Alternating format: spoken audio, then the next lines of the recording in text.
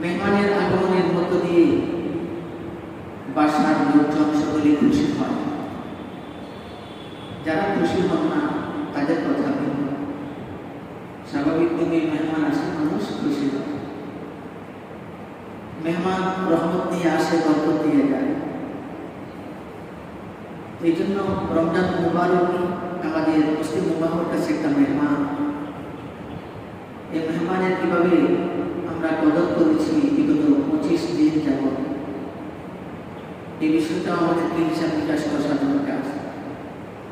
মেহমান চলে যাবেন আর 2-4-5 দিন পরে মেহমানকে আমরা শেষ সময়ে কতটুকু মেহমানদারি করব, সম্মান জানাবো, আদর কদর করব, এই বিষয়টা গৃহস্থের ঘরের মালিকের খবর রাখার দরকার আছে কি না? আছে। এই জন্য রমজানের শেষ দিনগুলো অত্যন্ত গুরুত্বের দাবিদার, অত্যন্ত গুরুত্বপূর্ণ। সারা মাস আপনি কিভাবে অতিক্রম করলেন, রোজা কিভাবে রাখলেন, কতটুকু ইবাদত করলেন, কতটুকু তিলাওয়াত করলেন, কতটুকু আপনি জিকির আজকারে নিয়োজিত ছিলেন, এই হিসাবটুকু একজন ইমানদার হিসেবে আমাদেরকে করা জরুরি। রমজান আসলো, রমজান চলে গেল, আপনি রমজানের কোনো হিসাব নিকাশ করলেন না। আপনি কিভাবে রোজা রাখলেন, রোজা অবস্থায় আপনি কি কি কাজ করলেন, এই সকল কাজের কারণে আপনার রোজাটা হালকা হয়ে গেল কিনা? রমজানের দিনগুলো অত্যন্ত গুরুত্বপূর্ণ, রমজানের সময়গুলো অত্যন্ত বরকতপূর্ণ। এই সময়গুলোতে আপনি কতটুকু ইবাদত বন্দেগীতে নিজেকে নিয়োজিত রাখতে পেরেছেন? সমাজের অনেক ভাইয়েরা অনেক যুক্তি দেখিয়ে কথা বলেন, আরে ভাই হালাল রুজি কামাই করাও তো এটাও তো একটা সওয়াবের কাজ। আমি কি এই জন্য হালাল রুজি কামাই ব্যবসা বাণিজ্য বাদ দিয়ে শুধু ইবাদত বন্দেগী থেকে লেগে থাকবো? ও ভাই, আপনার কথা ঠিক আছে,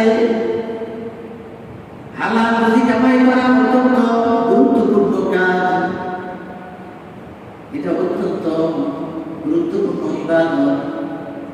কিন্তু আপনি ব্যবসা বাণিজ্যে সারা বছর এই ব্যবসা বাণিজ্য করেন, চাকরিতে বাকরিতে আপনি সময় দেন, কিন্তু সারা বছর তো রমজান থাকে না, সারা বছর তো সিয়াম সাধনা করতে হয় না।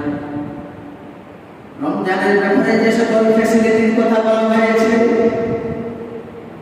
ওই সমস্ত ফ্যাসিলিটির কথা তো রমজানের বাইরে অন্য মাসগুলোর কথা বলা হয়নি। সুতরাং রমজানের দিনগুলোকে যদি আপনি মর্যাদা না দেন, রমজানের দিনগুলো ক্ষণগুলোকে যদি অধিক পরিমাণে আপনি যদি ইবাদত বন্দেগী করতে না পারেন, তাহলে তো আপনি ওই কৃষকের মতো হয়ে যাবেন যে কৃষক মৌসুমে ফসল বপন করে নাই, তাহলে সে মৌসুমে কখন ফসল বপন করবে, সে তখন মৌসুমের ফসল কোথায় পাবে? এই জন্য ভাইয়েরা, যতটুকু সম্ভব রমজানের শেষ প্রান্তে এসে আমাদেরকে অধিক হারে ইবাদত বন্দেগীতে আমাদেরকে মনোনিবেশ করা দরকার। বিদায় দিবে রমজানের দিনগুলো চলে গেলে এত মূল্যবান দিন, এত মূল্যবান সময় আমি আর পাবো না, যেখানে নফল ইবাদত করলে আমাকে ফরজের সমতুল্য সওয়াব দেওয়া হয়, যেখানে একটা ফরজ আদায় করলে কমপক্ষে 70টা ফরজ আদায়ের সওয়াব দেওয়া হয়। প্রতিটি ছোট্ট ছোট্ট নেকির কাজের ক্ষেত্রে একটা নেকির কাজে অন্তত কমপক্ষে 70টা নেক বৃদ্ধি করিয়া দেন আল্লাহ তাআলা। এটা তো রমজানের বাইরে পাওয়া যাবে না। প্রিয় ভাইরা, প্রিয় বোনেরা, প্রিয় মায়েরা, আপনাদেরকে আমি বলছি যতটুকু সম্ভব আপনারা রমজানের বাকি দিনগুলো আপনারা অধিক পরিমাণে তেলাওয়াত, জিকির, কোরআন শিক্ষা, নামাজ বিভিন্নভাবে আপনারা উৎসাহিত করার চেষ্টা করুন। না হয় আপনার আমলনামা খালি থেকে যাবে। আপনি যদি রমজানের ওই নবরাত্রিগুলোতে যদি আপনি সবে কদর তালাশ করতে না পারেন, তাহলে আপনার আমলনামা শূন্য হয়ে যাবে। আল্লাহ তাআলার দরবারে আপনি গুনাহ মাফ করাইতে পারবেন না। রমজান আসলো, গুনাহ মাফ করাইতে পারলেন না, তাহলে আপনি হতভাগা হয়ে যাবেন। আপনার কপাল দুর্ভাগ্য, রমজান মাস পেলেন, রোজা রাখলেন, কিন্তু গুনাহ মাফ করাইতে পারলেন না। আপনার মতো অপরাধ পালনে মানুষ, দুর্ভাগ্য মানুষ আর রোজ রাখবে না। আল্লাহ রাসূল এভাবে বর্ণনা করেছেন যে ব্যক্তি রমজান মাস পেল অথচ অতীতের গুনাহ মাফ করাইতে পারল না, সে ব্যক্তি ধ্বংস হলো। এই কথা শুনে হযরত জিবরাইল আমিন আলাইহিস সালাতু ওয়াস সালাম বললেন আমিন। তার মানে কি আল্লাহ রাসূল বর্ণনা করেছেন ওই ব্যক্তিকে যে ব্যক্তি রমজান মাস পেল, সবে কদর পেল, কিন্তু অতীতের গুনাহ মাফ করাতে পারল না, সে ধ্বংস হলো।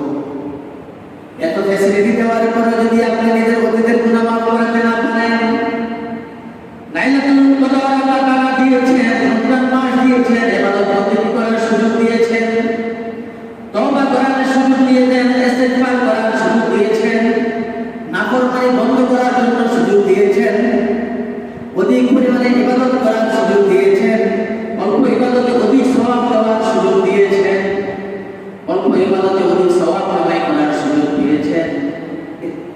এরপরেও যদি আপনি নিজের অতীতের গুনাহ মাফ করাতে না পারেন, জাহান্নাম থেকে মুক্তি দিতে না পারেন, আল্লাহ রাসূল বলেন রমজান পেল, সবে কদর পেল, অথচ অতীতের গুনাহ মাফ করাতে পারেন না, ওই ব্যক্তি ধ্বংস হলো।